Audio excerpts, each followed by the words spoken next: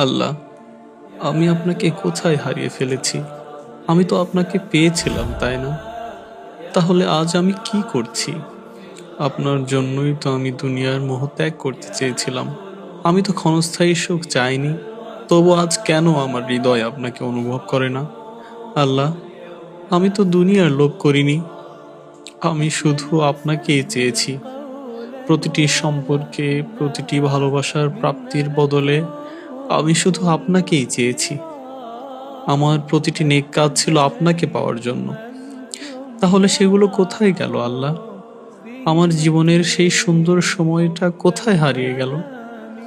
যখন আমার হৃদয় আপনাকে অনুভব করত, যখন ঘুম ভেঙে শুধু আপনার জন্য নামাজে দাঁড়াতাম।